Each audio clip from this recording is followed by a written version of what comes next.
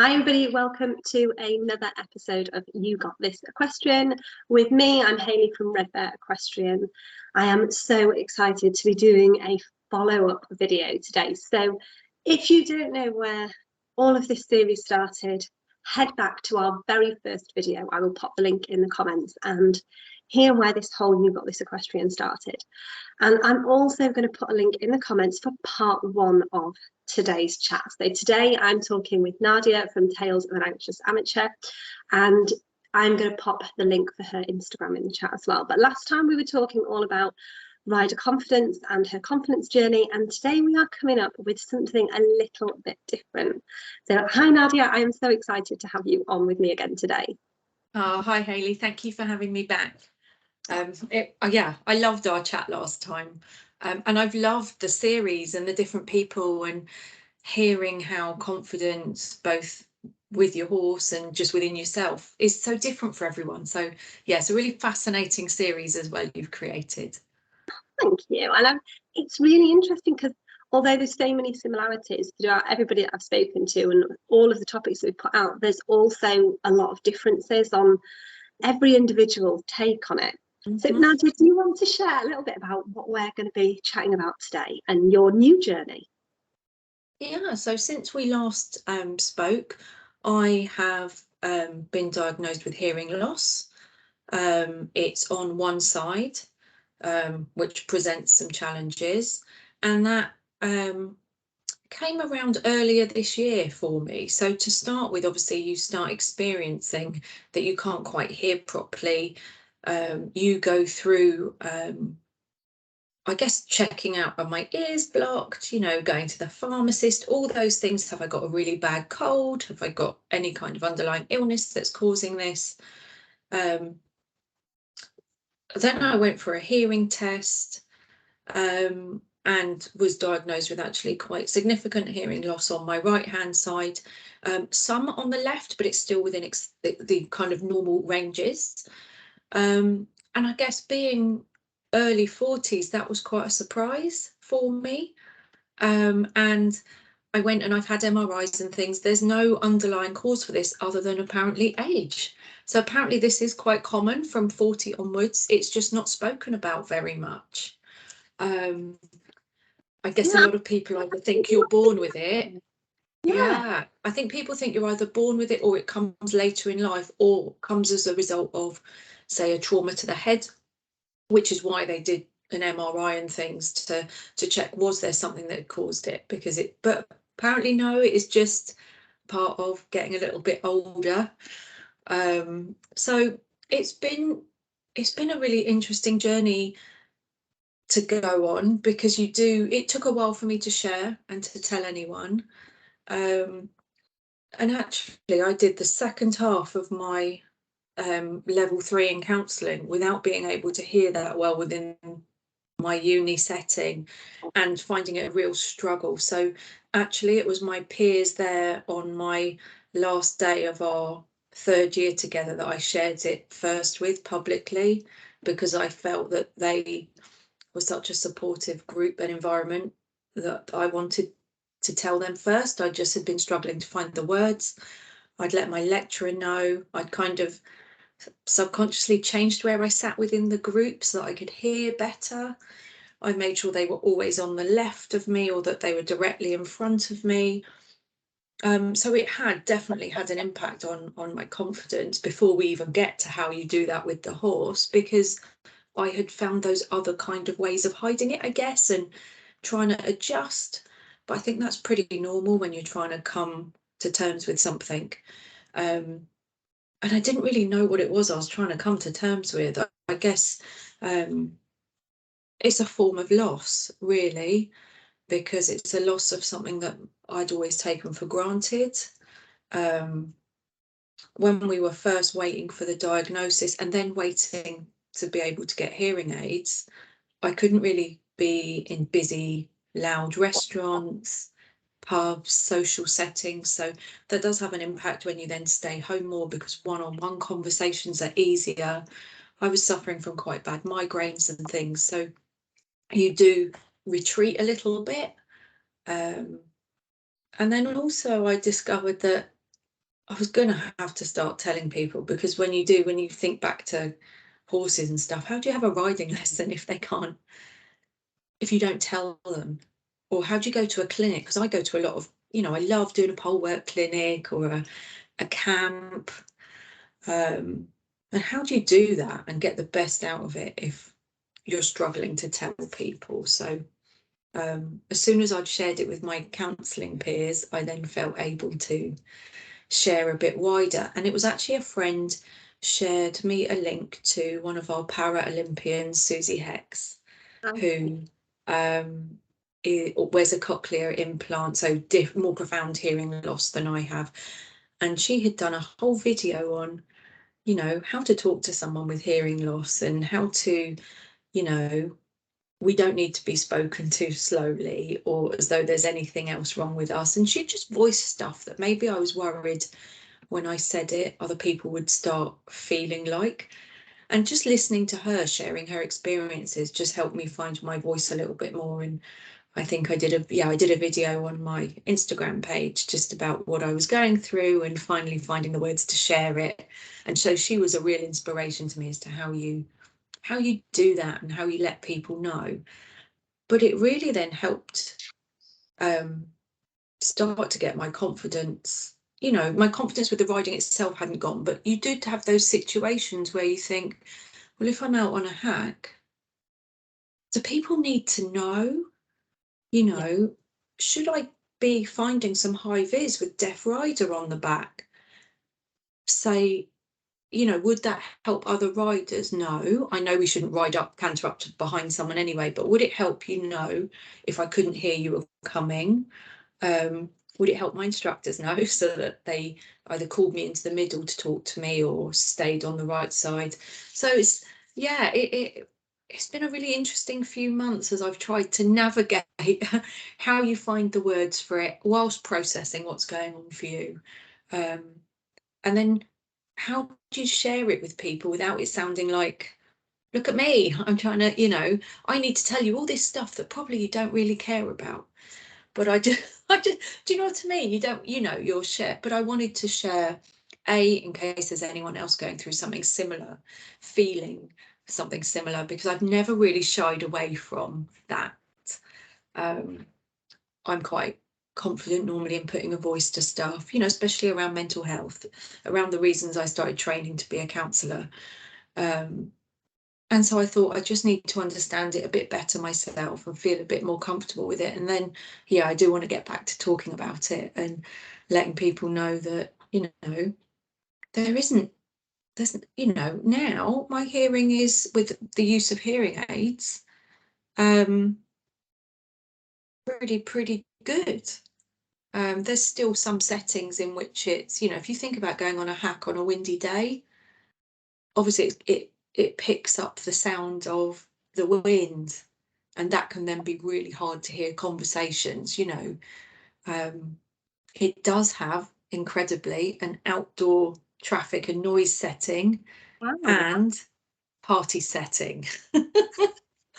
I have a hearing aid with party setting, and party setting, it is, party setting allows it to dull out background noise, and you have a conversation like this, so the person, so long as they're in front of me, it kind of diverts the microphones in the hearing aid to face front and center, because otherwise it can be picking up the closest person to you, who could be the table behind you if you think about being in a restaurant or things like that. So it does have some clever settings, but it's never going to be 100% as it was before, because it can't be. Those, like you said, the surrounding factors can play a big part in it. But so what have you found the biggest challenge has been for you so far when it's come to sort of you and your riding and your equestrian life in general? I think really it was telling people, because I went and did, so I've done 2 dressage tests with Ralph so far, and I went showing at the weekend. But the first dressage test, I wasn't ready to share with anyone, and it was before I had my hearing aids. and it was in an arena that in a venue that had 2 arenas, so I couldn't tell which bell was mine when the dressage test was going to start. So that was difficult, because then I got marked down for not starting on time. Likewise, I've been to clinics when I wasn't quite ready to share, and then I was having to, like, you go to a pole work clinic, I kind of tried to hide it and stay at the back and just follow the routine of the others, but it meant I wasn't really picking up when they were telling me the things to improve on. I wasn't really getting the benefit of it, so that was quite tough.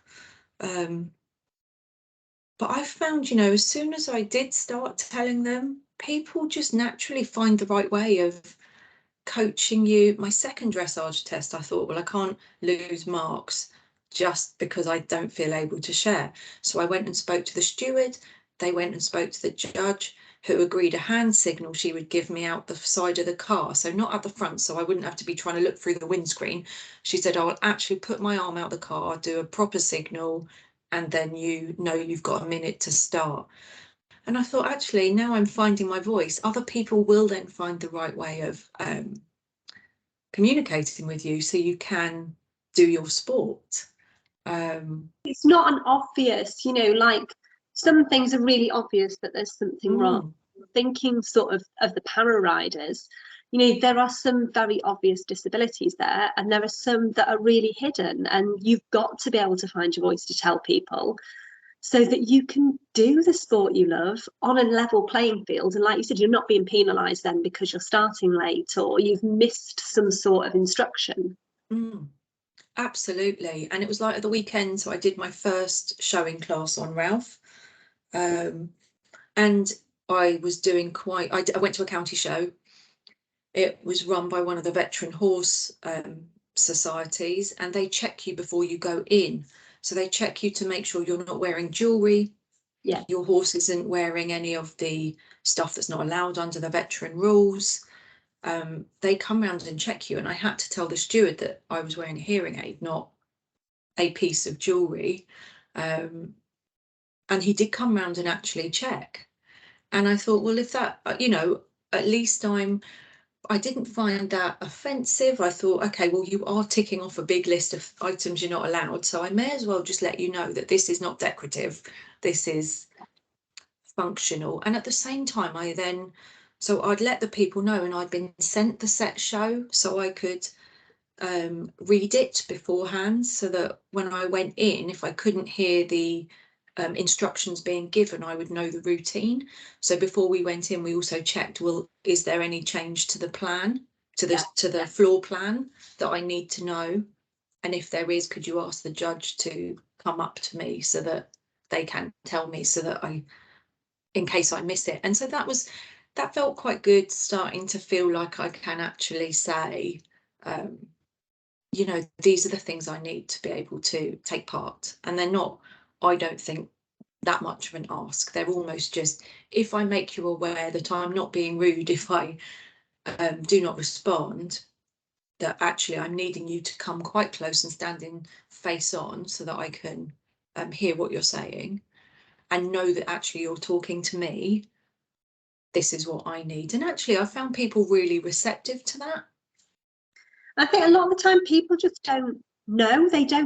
It's not that they don't want to do it, but having not been in that situation, they don't think, like, automatically, yes, you've had the floor plan, but they might not think then to just come up and let you know that there'd been a slight change, or those little things that might make all the difference to you going in and riding, that because they're not in that situation they wouldn't think. So yeah, it's so important that you go up and actually share this stuff, and even for you still learning what you need, because until you're in that situation, this is quite a new situation to you as well.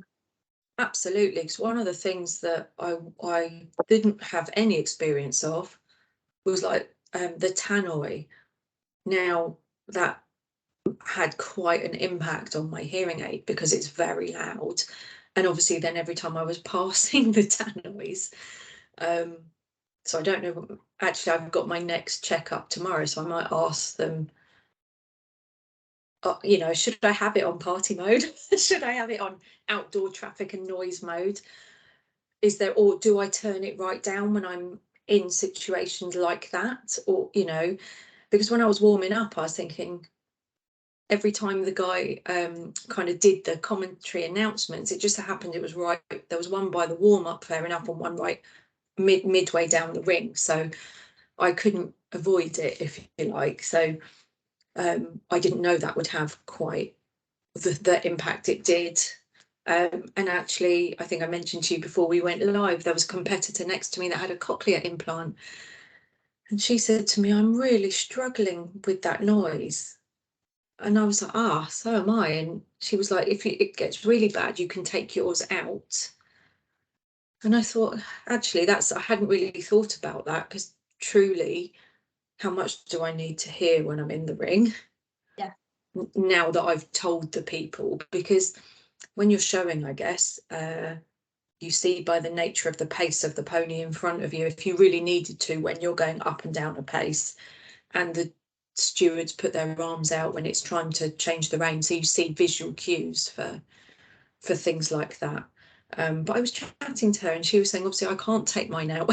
You know, she said, the cochlear implant is an implant. So I was like, gosh, how much of an impact does this have? And she said, well, it doesn't happen that often that they're that loud, or they're that close to the ring, or there's feedback.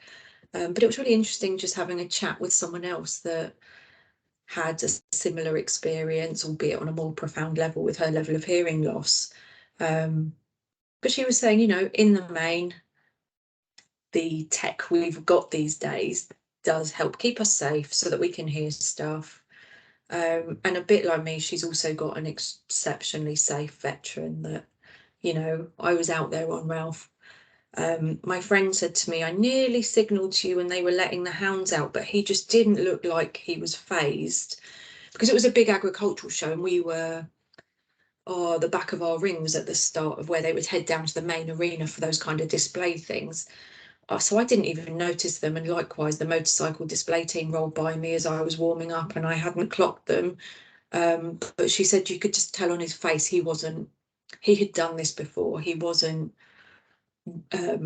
looking like he was going to spook. She said he didn't notice other ponies that were spooking around him, so she didn't feel the need to kind of give me a visual cue that there was something for me to turn around and look at. So I think it does help when you've got an awesome pony as well, that he kind of takes away a lot of the pressure from me of needing to keep turning my head around when I'm riding, and keep a real visual look as to where I am. Obviously you do that naturally as riders, at these bigger shows you're warming up. I was warming up around the lorry park, so I was having to make sure I was keeping an eye, but I wasn't having to turn around and look behind me, because I felt he was not needing me to do that. As long as I knew in which direction we were traveling, I didn't need to be worried about if someone came down a ramp, or he's not phased in that way, because I think, although he hasn't been out really since 2015, I don't believe, he's been there and done it, and nothing in that sense really phases him. So that does also really help, having a pony that you feel absolutely safe on. I can imagine if you were on a youngster, it would be a completely different experience being able to do anything, because you always feel like you're on high alert to anything that might happen then. Yeah, absolutely. And I think, I'm sure there's some pro riders that have hearing loss that youngsters wouldn't bother them at all. They're in probably like you say, their confidence with their riding is probably somewhere very different to where I would say mine is, and probably lots of other people. But having one that I know I don't have to worry about does really help, because when I get set off hacking, I'm not looking behind me constantly, or worried that other people will come cantering up behind me. I've had it in clinics where some poor lady's horse absolutely panicked. I'm not sure what and exploded, and I didn't even know it was going on behind me until she was thrown off in front of me, Right. because I was still rising trot at the same rhythm as I was when we set off as a group. you know, I'm very fortunate that life around him doesn't faze him. So it enables me to just focus on what I'm doing and my confidence. But yeah, it took a little dip, as I think it would for anyone when you're trying to come to terms with something new. And also I think, like we were talking about before, people around you just needing or not knowing how to sometimes ask what's going on for you, or whether you can hear them properly. People get a bit embarrassed, I think, sometimes when you say, actually, I'm deaf on one side, could you do this for me when you're teaching me, or when we're out hacking together, can you stay on this side, or if you need to come and talk to me, can you come at me from the front so that I know? Some people get a bit embarrassed about it. I just say there's no right and wrong to it. Like you say, lots of us take having good hearing, having good vision, having all our other senses for granted. And it's, you know, I think it's okay if you're not sure how to interact with someone that needs support in a different way, or needs you to talk to them slightly differently, or think about where you're stood. You know, none of us know how to do this the first time. It's how everybody else around you will learn, is by you sharing, Yeah. you know, what you need. Yeah, absolutely. Absolutely. And don't be embarrassed about it. You know, it's okay to not know and to ask questions. That's the other thing, to ask questions. Don't be embarrassed about asking them. You know, So, one clever thing I discovered was that I can get Bluetooth to my hearing aid. So I was saying to my instructor, can't you just come to my dressage tests and almost instruct me round? Because so long as you're in range. And she was like, absolutely not. I am not teaching you round your, we are not cheating. That's the one thing that device is not for. that sounds like a handy piece of kit, though. That is what I was thinking, but it turns out that is an absolute no-no. So if somebody else is in the same situation, or even if they've had hearing loss for a little while but they're new to riding, or whatever their situation might be, what would be your sort of 3 top tips for somebody else in a similar situation to you? I mean, firstly, go get it checked out. If you haven't, if you were like me, just thinking, maybe I've just got blocked ears, I'll just keep putting the stuff down them, or, you know, I think Specsavers I went to did a free hearing check. So there are places you can go to if you can't get an appointment with your GP at the moment, because I know the waiting times are a bit long, but there are places you can go to, like Specsavers and possibly Boots. I'm not sure if they charge. So I would definitely go and get it checked out. Because there is support for hearing loss. It has made an absolute world of difference to me getting a level of hearing back, to just my self-confidence as well as my riding confidence. So that would be my top thing. Definitely go get it checked out. And when it comes to riding, do advocate for yourself. So if you need to tell your instructor or the person at Pony Club or camp that you're going to, or a competition, that I need a visual cue, or here's what I need to get the best out of my lesson, go and do that, because they'll only actually be thankful that they're now aware. Because, you know, hearing aids get hidden by your hairnets, your riding hat. So I would definitely say speak up for yourself. And thirdly, you know, if it's something you're struggling to talk about, or it's really impacting you in other ways, I would say talk to someone. You know, there are, well, my DMs are always open, but there are, you know, like Shout, the mental health charity I volunteer for and work as a crisis support worker for. There are free services like us that you can reach out and chat to someone on, because I think it does help to talk about how it's making you feel. So, you know, I certainly did when I was going through it. Like I said, it's taken a while to get to the point where I can share so openly about what it was like. But it's tough, you know, you are losing something you took for granted. And it's okay to feel that loss and then to sit with it a little bit so long as you then start working through those feelings and come out the other side, because there is plenty that can be done, and not a lot that can hold us all back.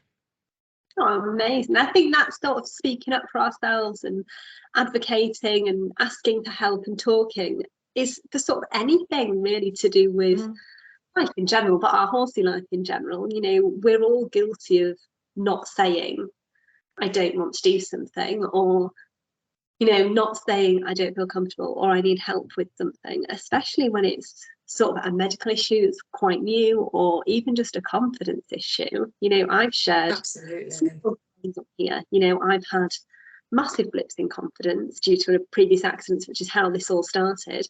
And I went to go trial a new horse who arrives today. I'm so excited. Not that you can tell, but I went to go trial too, and you know, the second one that's actually coming, I'd been on him about 10 seconds because I'd let my daughter ride him first because she was desperate to.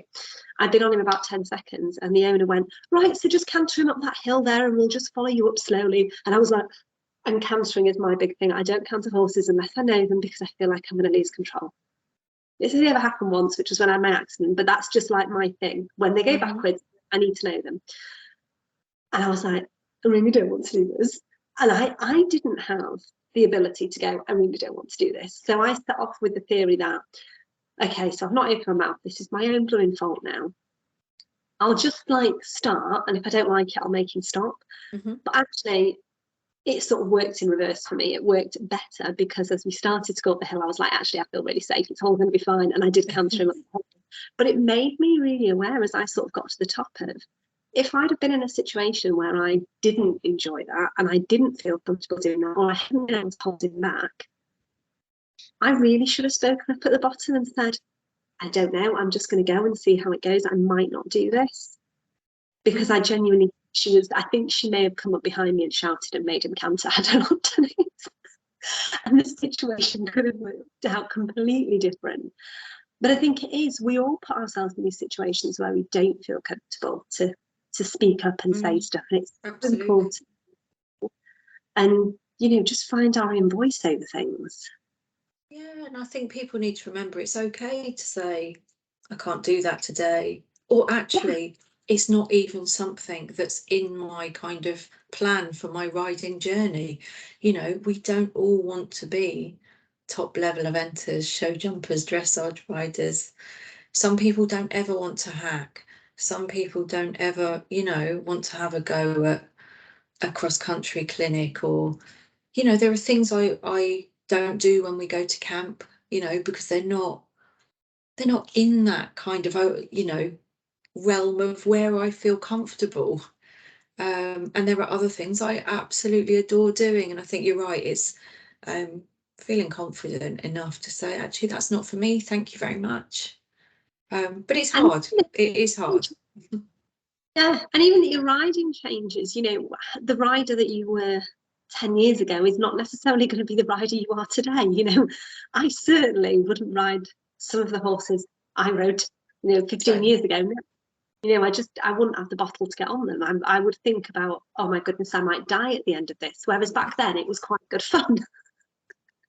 And it's realizing that that's okay as well, that even, you know, our riding journeys change and we can just expect it. Absolutely. I mean, if I think back, there's definitely one I would never have bought if it was now. Do you know what I mean? But when you're younger, it's very different. I think as we get older, our priorities change, the things we do with our horses change. Some people, you know, as they get older, start to just more, you know, riding decreases for them and groundwork and spending time goes up. Whatever it is, I think it's such a personal journey.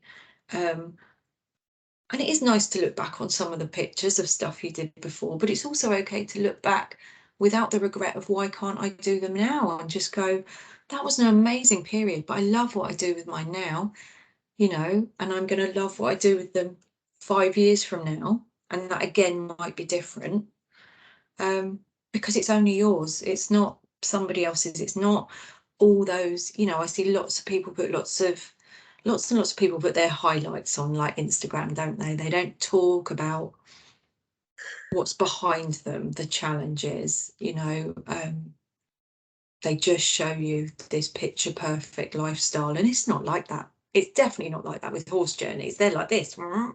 Absolutely not. You know, no, any equestrian that says it's all been like sunshine and roses is lying. And anybody when we put the highlights on Instagram, you know, we all look at it and think that's how we'd love it to be. And it never, I mean, I was saying to you before we hopped on this, in my infinite wisdom, while I was doing something else, I let my daughter ride in the arena. Didn't even like contemplate that anything would go wrong. It was all going fine. She'd got him jumping. He's not jumped in about 2 years. Got him jumping. He was doing amazing, lovely work. And then we've moved near the beach, and all of this, I think it's sea bream. So all of like the water and stuff blew across the arena. Well, it had been there this whole time, but this time it went in his face. And that was it. He just did this tiny little rear and she's landed on her wrist. So she sat with a bag of peas in the other room. but it's that sort of stuff that people don't share, you know. And then this happens right at the end. They share the highlight from the beginning, you know, or they share that last jump where everything was perfect. They don't show you that they took 40 videos to get to that jump where everything was perfect.